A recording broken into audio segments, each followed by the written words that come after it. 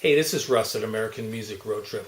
I wasn't satisfied with the way some media outlets put together very simple memorials for the musicians who died last year. They were too ambiguous. We lost way too many legends last year in the music world. So I put together a more in-depth compilation of the musical friends that we lost in 2016.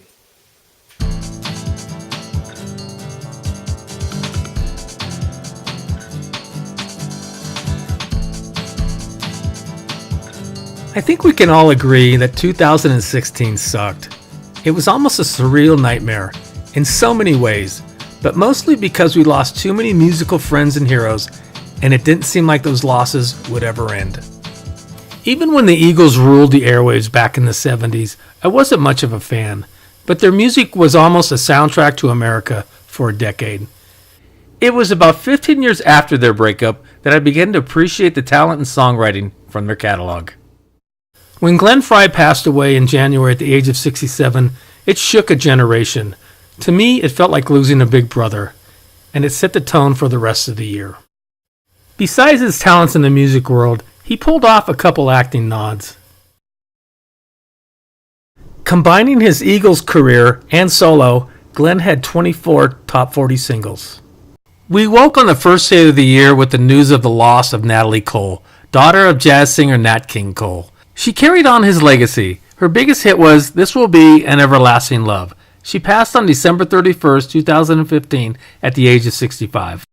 Legendary jazz fusion drummer Alphonse Mosen died of cancer on Christmas Day. He was 68. Dale Griffin, drummer for Mott the Hoople, died in January at the age of 67.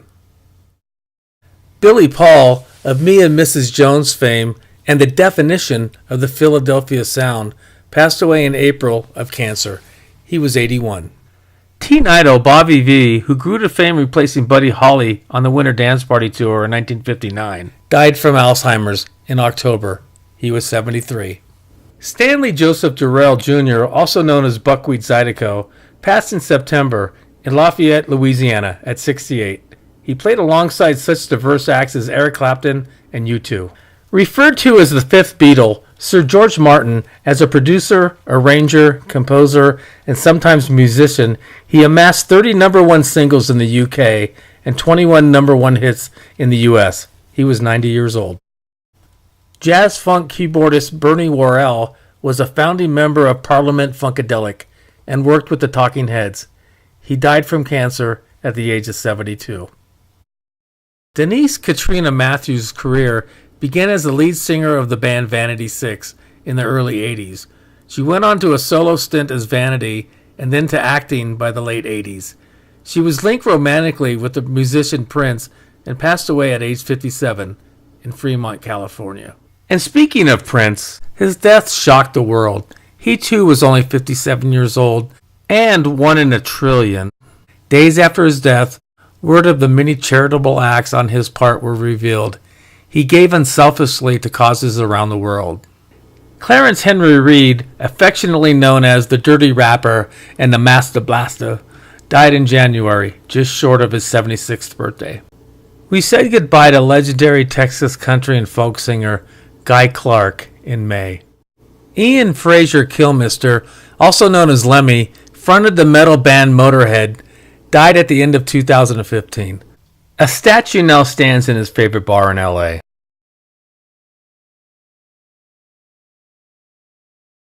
David Bowie was an original, and there'll never be another one like him. He sold more than 140 million records in his career, successfully rebranding his image and music, usually kicking off a new trend or style.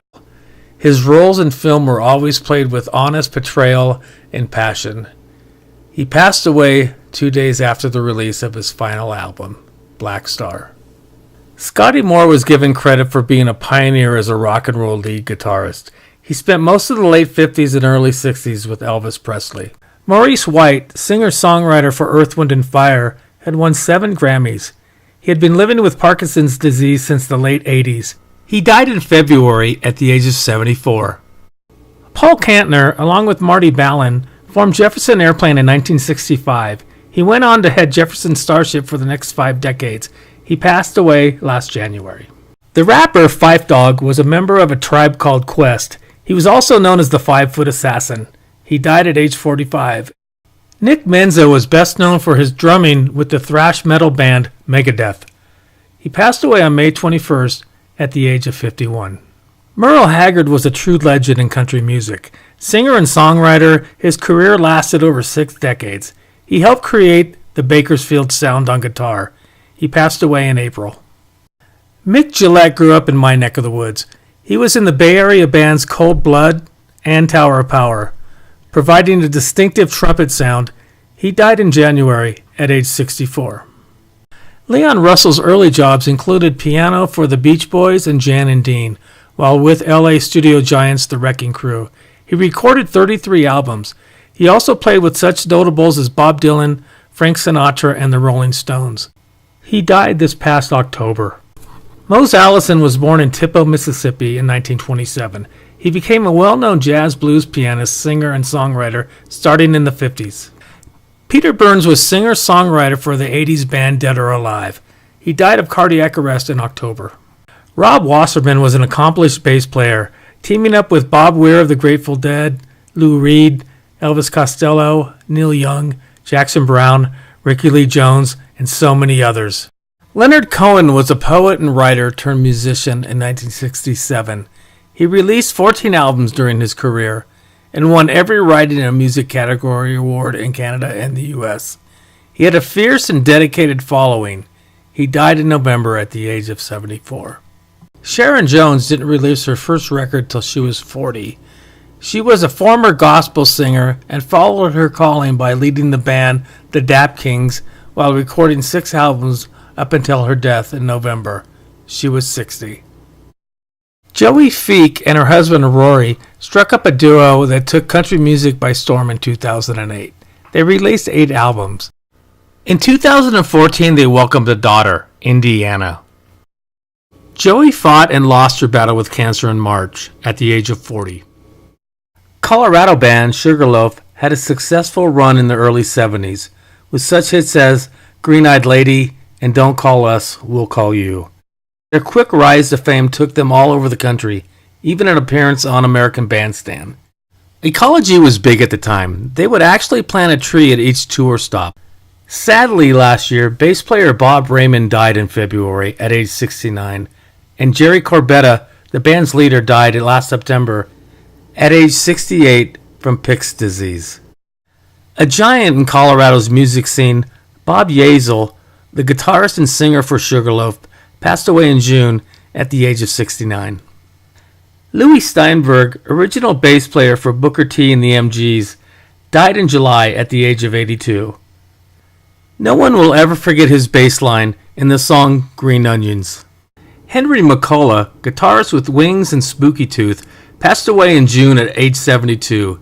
He was from Northern Ireland. Preston Hubbard had picked up the bass at age 14. He had a 10-year stint with the Fabulous Thunderbirds. He died in August at the age of 63. Dave Swarbrick, violinist for Fairport Connection, sometimes known as Swarbs, died in June at the age of 75. Dan Hicks, with the Hot Licks, was an entertainment force for decades. Always the eternal hipster, died at the age of 74 in February. Signe Anderson was the original singer for Jefferson Airplane. She moved from Oregon to San Francisco and joined the band in 1965. A year later, she left the band when she became pregnant. She was 74 and passed away the same day as bandmate Paul Kantner. Rick Parfitt, from the band Status Quo, passed away in Marbella, Spain, December 12th, at the age of 68. Eddie Harsh, keyboardist for the Black Crowes, died in November at the age of 59. Phil Chess was the founder of Chess Records. Born in Poland, he served in the U.S. military during World War II. In 1950, he joined his brother Leonard, and Chess Records was born. With acts like Etta James, Muddy Waters, Bo Diddley, and Chuck Berry, they sold the record company in 1968. Phil passed away in October at 95.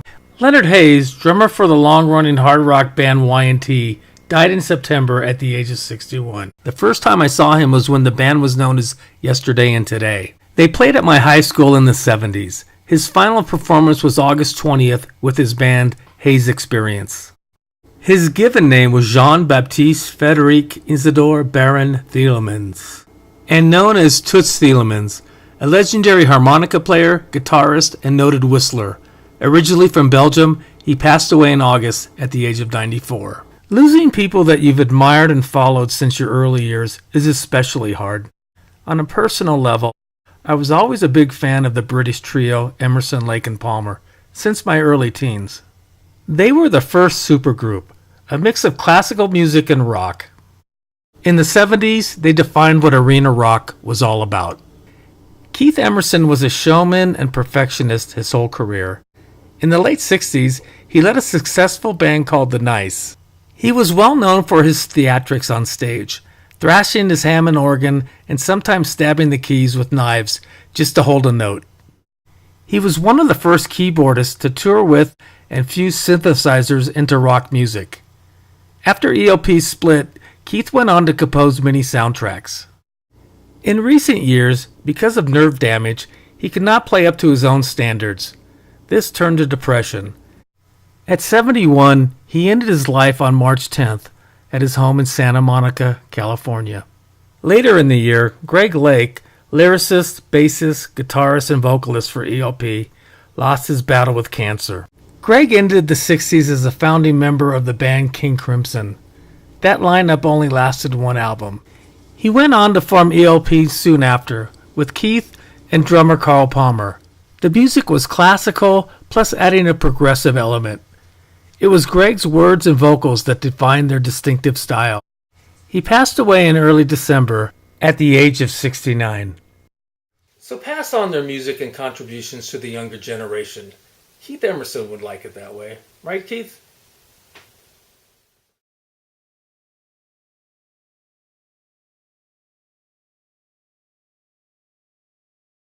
Sometimes the Rock and Roll Hall of Fame gets it right. Let's look at the 2017 inductees. Long overdue American folk singer, the legendary Joan Baez. 70s orchestra-driven hitmakers Electric Light Orchestra. Way to go, Mr. Jeff Lynne. Early rapper Tupac Shakur, who has sold more than 75 million records and died in 1996 at the age of 25. Pearl Jam got in on their first year of eligibility. Bullshit. Pardon me. The band Journey will be honored, but if you come from the Bay Area like me, the real Journey died in 1976. Steve Perry was a bona fide pop star and sent the band into the stratosphere, but the current band is more of a tribute band to a bygone era. Nile Rodgers has had a prolific career. His first musical gig was actually on Sesame Street. He formed the band Chic in the 70s and later worked with Prince and produced David Bowie's biggest hit, Let's Dance. After 25 years of being dissed by Jan Wenner, prog rock pioneers Yes will be inducted on April 7th in Brooklyn, New York. The band has played musical chairs with 19 total members coming and going for nearly 50 years. It will be interesting to see who shows up. Chris Squire, the band's founding bass player, who played on every Yes album, passed away in 2015. His wife Scotty is expected to receive his award.